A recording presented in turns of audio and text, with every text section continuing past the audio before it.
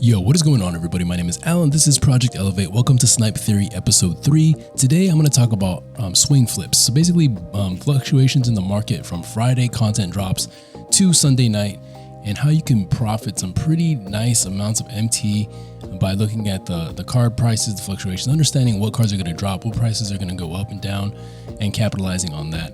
So let's take a quick look. I recorded a lot of this footage over last weekend so I could show you guys, so you guys can make MT this weekend. So let's take a look. Friday night, prices of some of the pink diamonds. Now take into mind, prices are not going to go up like that on new cards. The new cards are typically going to drop in price. So all this stuff is going to affect prior cards that used to be the top cards that are now getting replaced by top cards. And people are going to panic sell. People are going to want to sell to get the new cards. So that's going to cause a dip in the market as more cards flood the market. Simple supply and demand. So what we're going to be looking at is all different types of tiers of players. And I've showed clips from Friday, from Sunday morning, and from Sunday night to kind of show you guys what's going on in the market. So pay attention to that. Go back and watch those if you want to really key in on some of the price fluctuations. But as you can see here, a lot of cards that weren't previously buy nows or were in the 100K, 98 and 100K range, they dipped down a lot. Guys like DeRozan, like Wade, they dipped down into the 80s. DeRozan even dipped down into the 78 territory here. So lots of opportunities, especially if you get on the filters and wait for some of those to pop up. You can really find some good deals and make a lot of MT over the course of the weekend. Looking here at the amethyst tier, the floors of the different tiers are always going to drop on content days. So here about the floor is about 6,000 with that Elton Brand over there. And you're going to see as the days go by, the prices go up. Cards like De'Aaron Fox, who were sitting really high, about 37K, they dip down about the 30K. So this is going to affect all these prior cards that used to be really highly coveted, top guys in their class, top guys in their tier or at their position or whatever. And it's just going to give you opportunities to buy. Now you can do it with the higher end cards and you can pick up those good deals, try to make that big MT, or you can also do it in the low tier. And we're gonna actually do some test flipping here. We're gonna get a couple of cards in different tiers, and we're gonna just see what happens over the course of the weekend and see how much profit we end up walking away with after all is said and done. Now, obviously, you can do this on a larger scale. I just want to give you guys the proof of concept and kind of get you guys into the mindset of looking for those deals on Friday nights, Friday days, as soon as cards are dropping, or even Thursday nights when they drop a big promo, like 2K leaks their content. Everybody starts panic selling and it just kind of dips the market. Take advantage of those things. Here we picked up this Peja on a bid snipe, and yeah, man, that's a nice little price for Peja, who was selling for about 19 to 20K. All right, so here we go with Sunday morning prices. Now, again, hype on the new cards is always gonna, well, not always, but most of the time it's gonna drop their prices. There might be one or two cards that start rising in price if they become the meta card, or if they're the lock-in gatekeeper or something like that. But for the most part, with the new cards, you never want to buy them the first day. You want to wait for them to become the next card affected by the new content. You know what I mean? Also, look to create some snipe filters. Like here, this is a little snipe filter. Now it's been kind of messed up by Monte Ellis, but Pacific Division, Diamond tier, you can find Shaq, you can find Kobe. Giving Chris Paul is holding value pretty decently.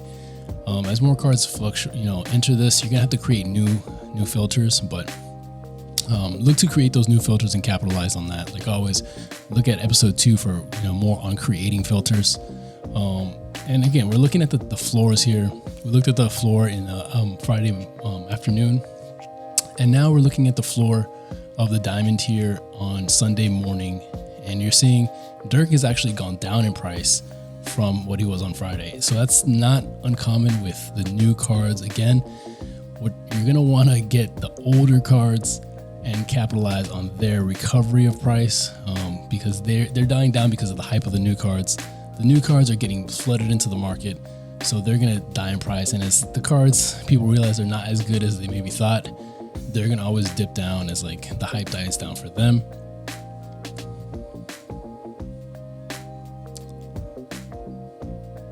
But as you can see in this, like sub 90 range, you're barely seeing anybody other than Dirk and Nikola here.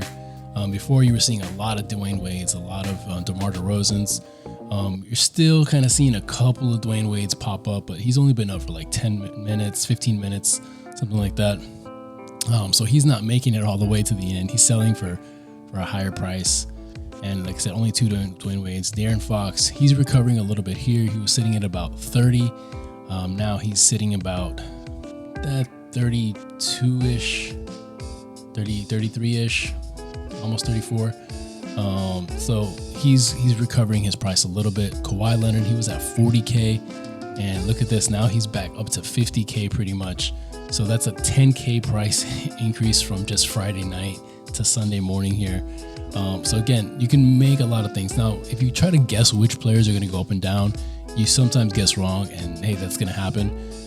So low tier flips are going to be more consistent, but you're going to be able to maybe get some of these cards or maybe snipe one of these cards and then wait for the prices to go back up and then just flip them for some pretty big MT, which you're going to see with Peja at the end. That was a nice little pickup there for us. In the floor of the Amethyst market was about 600 Friday night. Now it's starting to go back up, 6,500, slowly creeping back up. Actually, we're gonna add this guy to our test snipe theory. He was a low-key, just little baby snipe, but he was a guard a card that was sitting around that price before, and now it's slowly going back up. Gobert went up about 500K just from Friday to Sunday morning. Friday to Sunday morning. So you can make a lot of MT just flipping really low tier cards, making, here we go, Sunday night. So as you can see there, the price is recovered a little bit from Sunday morning. It's going up a little bit, and these guys have a couple of bids. They've gone up a little bit, but high tier cards are always going to fluctuate depending on, whether they have added badges, shoes, their grade, whatever it may be. Kobe's price kind of went back up a little bit, and then the floor of the diamond tier, it raised just a little bit, not too much, but it's slowly kind of recovering here. So look for all that stuff to kind of pull back up. And then these guys like Dwayne Wade, DeMar DeRozan. So DeMar DeRozan, we saw one for 78 on Friday night, and there was a bunch of them in the 80s, and now he's all the way back up into the mid 90s.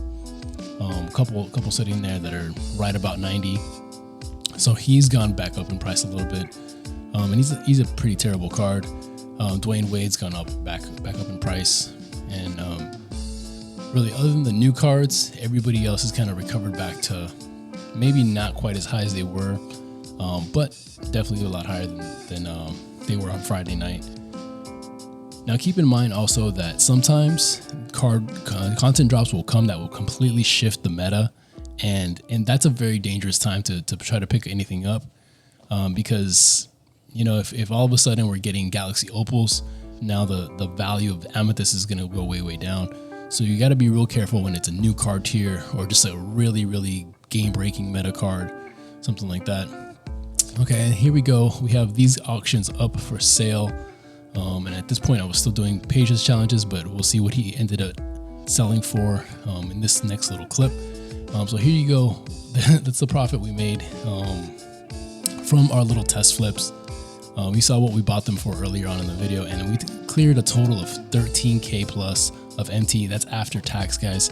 So just on a couple of cards, really pretty much 5 cards there that I purchased and flipped. If you do this, on rinse and repeat, it could be a really big MT maker for you just on a weekly basis, where you're stacking, an extra 40, 50K MT per weekend.